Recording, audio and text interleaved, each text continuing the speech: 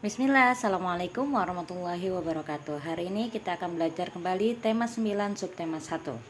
Let's go home learning. Belajar di rumah. Let's go learn together. Kita belajar bersama. Oke, semangat. Kelas 5, tema 9, subtema 1, pembelajaran 1 sampai 6. Silakan kalian buka bukunya ya. Subtema 1. Terdapat banyak benda di sekitar kita. Semua benda ada di sekitar kita termasuk materi. Jadi, materi adalah segala sesuatu yang menempati ruang dan mempunyai massa. Berdasarkan komposisi penyusunannya, materi dibedakan menjadi dua benda tunggal dan campuran.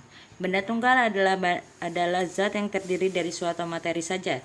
Sedangkan benda campuran adalah zat yang terdiri dari beberapa jenis materi. Contohnya, mari kita cari tahu.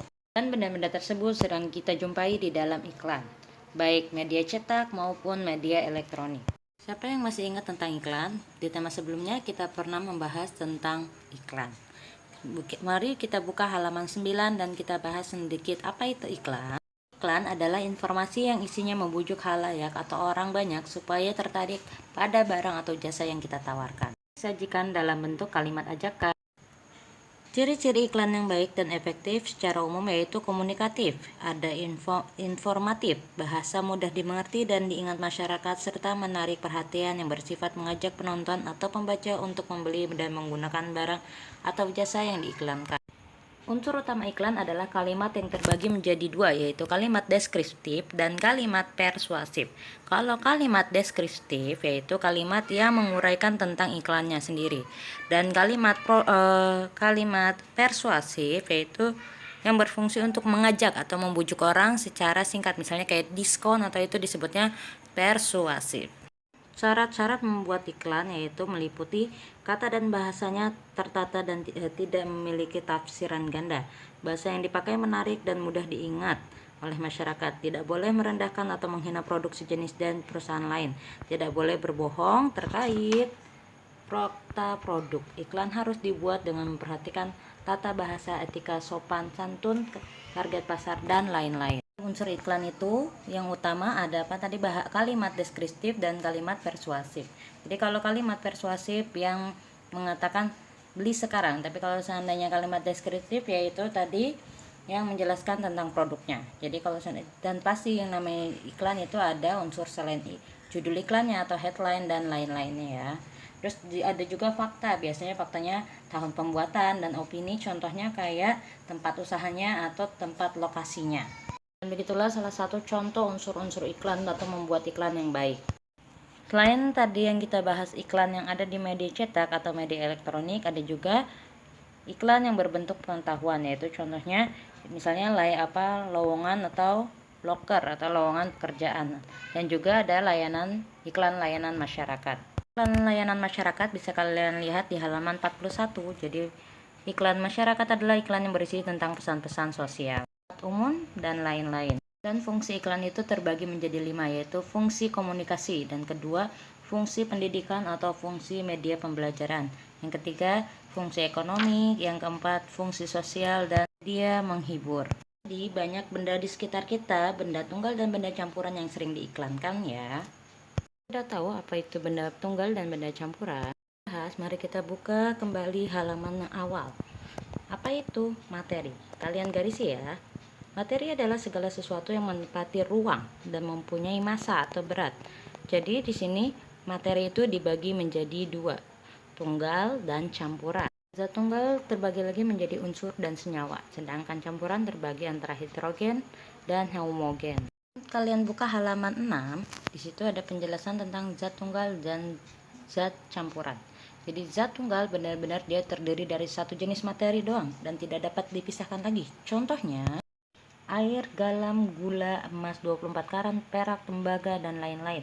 Tapi nanti bakal bisa dibagi menjadi senyawa atau unsur ya. Sedangkan zat campuran adalah zat yang terdiri dari beberapa jenis materi atau zat tunggal tadi yang dicampur.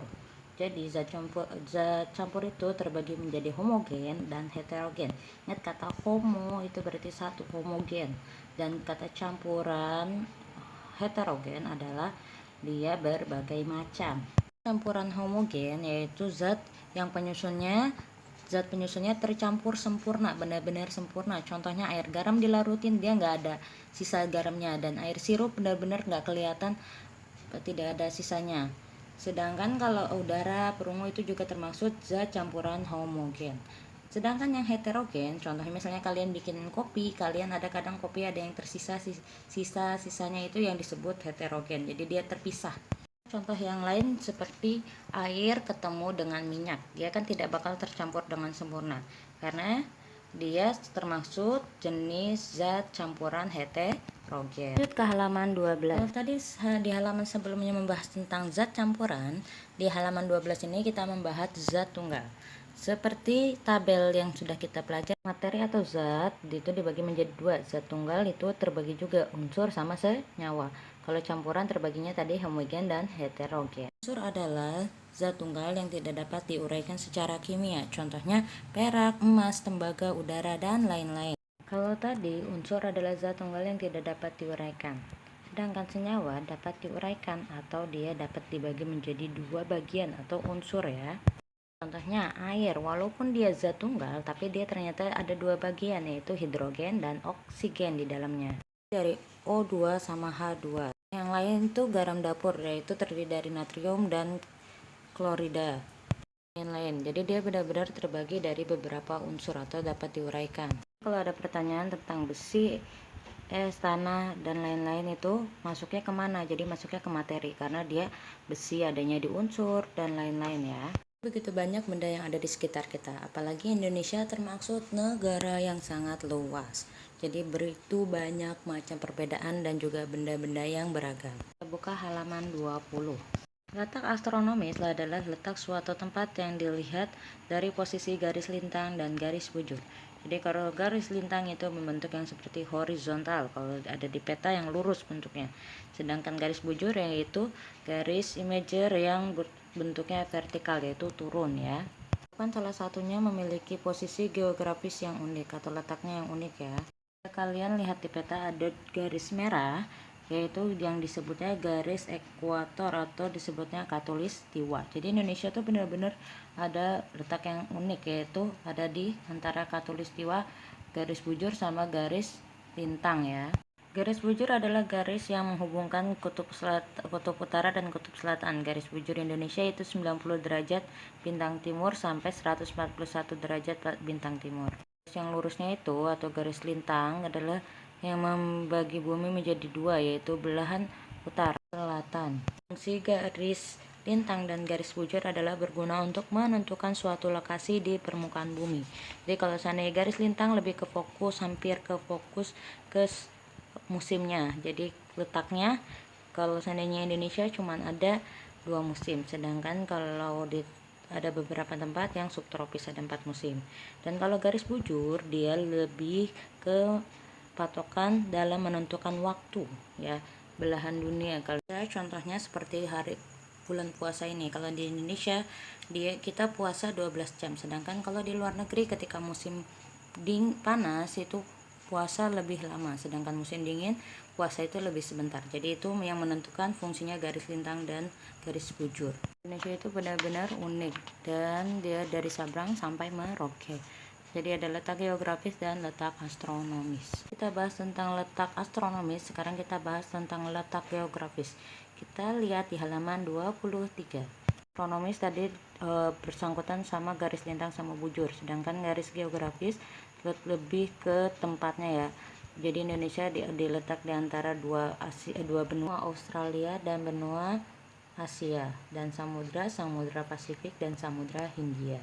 Kenapa Indonesia punya 2 musim, yaitu karena letak Indonesia ada di antara benua Australia dan Asia, yaitu ketika musim hujan itu datangnya dari Asia ke Australia karena dia melewati pantai, sedangkan ketika musim panas melewati Australia ke Asia karena di Australia itu di sebelah sananya ada padang pasir atau dibilangnya makanya padangnya panas, jadi dia membawa angin panas dan sebaliknya ya. Letak geografisnya tadi, Indonesia juga mempunyai banyak beragam kebudayaan yang unik karena tadi letaknya yang sangat geografis ya. Indonesia yang sangat geografis dan unik, menghasilkan produk sesuai kenampakan alamnya atau sesuai dengan kondisi geografisnya. Salah satunya yaitu banyaknya juga ada kenampakan alam yang berupa perairan dan penampakan alam yang berupa buatan. Jadi tergantung letak kondisinya atau kondisi geografisnya. Memiliki kemampuan untuk beradaptasi sesuai dengan lingkungannya. Jadi kalau seandainya di perairan berarti dia biasa jadi nelayan, kalau seandainya di pegunungan berarti dia biasa jadi petani dan lain-lain. Kan apa itu arti adaptasi? Adaptasi adalah upaya menyesuaikan diri dengan lingkungannya. Jadi ada adaptasi itu ada beberapa, ada adaptasi fisiologi. Jadi tergantung bentuk tubuhnya. Jadi kalau seandainya yang pegunungan dia biasanya mempunyai paru-paru lebih besar daripada penduduk pantai. Terus kalau seandainya morfologi, adaptasi morfologi yaitu biasanya bentuknya bentuk tubuh yang lainnya yang lebih ke tinggi atau ke pendek atau hitam, kulitnya putih, ada yang putih, itu termasuk ke morfologi. Ada adaptasi budaya juga ya. Terus ada adaptasi bahan makanan. Jadi kalau seandainya dia biasanya di lautan, biasanya dia biasa makan seafood atau makan ikan. Kalau seandainya di pegunungan berarti dia biasa makan yang daun-daunan. Itu aja, tapi juga berpengaruh sama letak tanahnya. Jadi geografisnya. Jadi kalau seandainya, makanya kadang ada tanaman yang tumbuh di tanaman sana, di kota sana, di sini nggak ada, atau tanamannya kondisinya berbeda. Bermacam-macam dan beragam, tapi Indonesia tetap mempunyai kesatuan, yaitu dibilangnya Bhinneka Tunggal Ika, berbeda-beda tapi tetap satu jua. Yaitu salah satunya Indonesia itu punya sikap suka saling membantu atau gotong royong. Yang dalam masyarakat adalah membersihkan selokan, membersihkan desa, dan lain-lain. Persatuan itu salah satunya untuk memiliki rasa kebersamaan, juga memiliki rasa saling menolong, sifat kekeluargaan, dan saling toleransi. Indonesia yang luas dan mempunyai adat yang berbeda-beda, jadi lagunya Indonesia pun juga mempunyai lagu yang khas dan juga berbeda-beda. Apa kalian masih ingat apa itu tangga nada? Nada adalah urutan nada yang disusun secara berjenjang. Sebelumnya kamu telah mempelajari tentang tanda naga mayor dan minor. Kalau mayor itu yang senang, kalau minor sedih. Sekarang kita belajar tentang tangga nada tonis. Pentatonis adalah sejenis tangga nada yang terdiri atas 5 nada. Nada pentatonis banyak digunakan dalam musik tradisional. Kalian lihat di halaman 37. Nada mayor yaitu tangga nada yang diatonis. Tangga nada minor dan mayor yaitu jaraknya itu 1 1 1 1/2 1 1 1/2 lagi. Ini contohnya ya, tangga lagu nada mayor dan minor. Musik pianika bisa digunakan untuk memainkan melodi pokok. Yaitu cara memainkan alat musik pianika yaitu dengan cara ditiup. Sekian, terima kasih, sampai jumpa lagi di tema selanjutnya. Oke, jadi sini kalian boleh komentar di kolom bawah kehadiran kalian, seberapa persen kalian mengerti atau kurang mengerti. Bila kurang mengerti kalian bisa bilang wow atau 50-50. Kalau seandainya bagus bisa kalian komen secara sesuai dengan bintang di atas atau ikon di atas. Ini jangan lupa kalian kerjakan tugas kalian di Google Form uji kompetensi 1.